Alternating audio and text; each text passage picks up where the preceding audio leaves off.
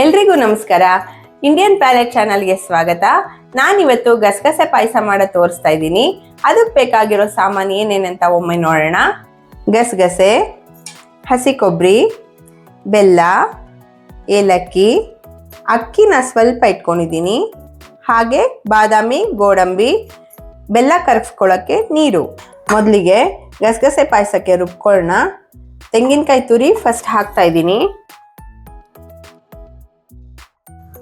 ನಾನಿಲ್ಲಿ 1 ಬಟ್ಲು ಆಗೋಷ್ಟು ಹಸಿ ಕೊಬ್ಬರಿ ತೊಗೊಂಡಿದ್ದೀನಿ. ನಾನು ಗಸಗಸೆನ ಹುರ್ಕೊಂಡು ಒಂದು ಅರ್ಧ ಗಂಟೆ ಮುಂಚೆನೆ ನೀರಲ್ಲಿ ನೆನೆಸಿಟ್ಕೊಂಡಿದ್ದೀನಿ. ಅದನ್ನು ನೀರಿನ ಸಮೇತ ಹಾಕೋತಾ ಇದ್ದೀನಿ. ಅಕ್ಕಿನ ಒಂದು 10 ನಿಮಿಷ ಮುಂಚೆ ನೆನೆಸಿಟ್ಟಿದೆ. 1ರಿಂದ 1.5 ಸ್ಪೂನ್ ಅಷ್ಟು ಹಾಕೊಂಡ್ರೆ ಸಾಕು.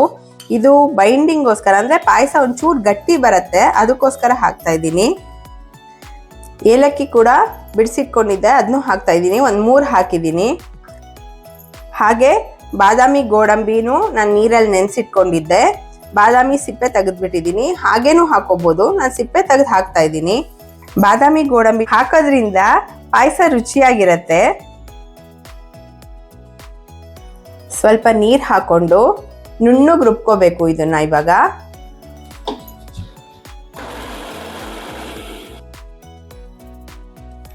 ನುಣ್ಣಗಾಗಿದೆ. ಈಗ ಇದನ್ನು ಒಂದು ಬಟ್ಲಿಗೆ ಹಾಕೊಳ್ತಾ ಇದ್ದೀನಿ ನಾನು. ಇವಾಗ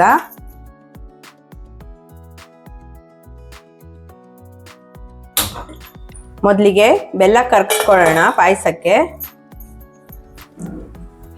ನಾನಿಲ್ಲಿ 1 ಬಟ್ಲಾಗೋಷ್ಟು ಬೆಲ್ಲ ತಗೊಂಡಿದ್ದೀನಿ. ಕೆಲವರು ಕಮ್ಮಿ ತಿಂತಾರೆ, ಕೆಲವರು ಜಾಸ್ತಿ ಬೇಕು ಅಂತಾರೆ. ಅವ್ರವ್ರ ರುಚಿಗೆ ತಕ್ಕಷ್ಟು ಬೆಲ್ಲ ಹೆಚ್ಚು ಕಮ್ಮಿ ಮಾಡ್ಕೋಬೋದು. ಈಗ ಬೆಲ್ಲ ಕರಗಿದೆ. ಇದನ್ನ ಒಂದ್ಸಲ ಸ್ಟವ್ ಆಫ್ ಮಾಡ್ಕೊಂಡ್ಬಿಡ್ತಿದ್ದೀನಿ ನಾನು. ಮಾಡಿಕೊಂಡು ಒಂದ್ಸಲ ಶೋಧಿಸ್ಕೊಂಡ್ಬಿಡ್ತೀನಿ.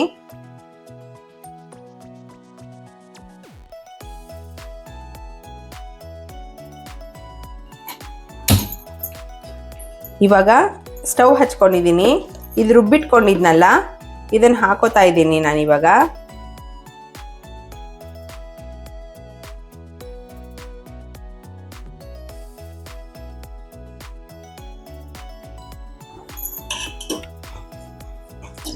ಇನ್ನೇನು ಹಬ್ಬಗಳ ಸಾಲು ಶುರುವಾಯ್ತಲ್ಲ.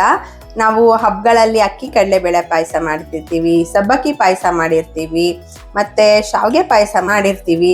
ಅದ್ರ ಜೊತೆಗೆ ಈ ಗಸಗಸೆ ಪಾಯಸನೂ ಒಮ್ಮೆ ಮಾಡಿ, ತುಂಬ ರುಚಿಯಾಗಿರುತ್ತೆ. ಹಾಗೆ ದೇಹಕ್ಕೆ ಕೂಡ ತುಂಬ ತಂಪು. ಇದು ಗಸಗಸೆ ಆರೋಗ್ಯ ದೃಷ್ಟಿಯಿಂದ ತುಂಬ ಒಳ್ಳೆಯದು. ನಿದ್ದೆ ಬರಲ್ಲ ಅನ್ನೋರಿಗೆ ಈ ರಾತ್ರಿ ಹೊತ್ತು ಈ ಪಾಯಸನ ಒಂದು ಲೋಟ ಕೊಟ್ಟರೆ ಒಳ್ಳೆ ನಿದ್ದೆ ಬರುತ್ತೆ. ಒಮ್ಮೆ ನೀವು ಮಾಡಿ ನೋಡಿ ಎಲ್ಲರೂ. ನೋಡಿ, ಇವಾಗ ಗಸಗಸೆ ಪಾಯಸ ರೆಡಿ ಆಗಿದೆ. ಈ ಕನ್ಸಿಸ್ಟೆನ್ಸಿ ಬರಬೇಕು. ಇದು ಸ್ವಲ್ಪ ತಣ್ಣಗಾದ್ಮೇಲೆ ಪುನಃ ಮತ್ತೆ ಸ್ವಲ್ಪ ಗಟ್ಟಿ ಆಗತ್ತೆ. ಆವಾಗ ಕಾಯಿಸಿರೋ ಹಾಲು ಇರತ್ತಲ್ಲ, ಮತ್ತೆ ಒಂಚೂರು ಹಾಕೊಂಡ್ರೆ ಮತ್ತೆ ಸರಿ ಹೋಗುತ್ತೆ. ನಾನಿಲ್ಲಿ ಬೆಲ್ಲ ಹಾಕಿ ಮಾಡಿದ್ದೀನಿ.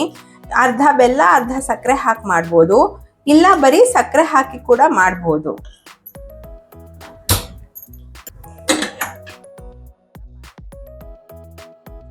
ಇವಾಗ ತುಪ್ಪ ಕಾದಿದೆ.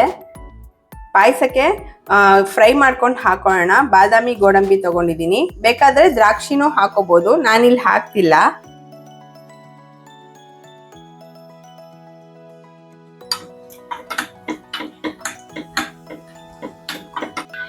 ಇವಾಗ ಹುರ್ಕೊಂಡಿರೋ ಬಾದಾಮಿ, ಗೋಡಂಬಿನ ಪಾಯಸಕ್ಕೆ ಹಾಕ್ತಾ ಇದ್ದೀನಿ. ಈಗ ಗಸಗಸೆ ಪಾಯಸ ರೆಡಿ ಆಗಿದೆ. ನೀವು ಒಮ್ಮೆ ಗಸಗಸೆ ಪಾಯಸನ ಮನೇಲಿ ಮಾಡ್ಕೊಂಡು ನೋಡಿ.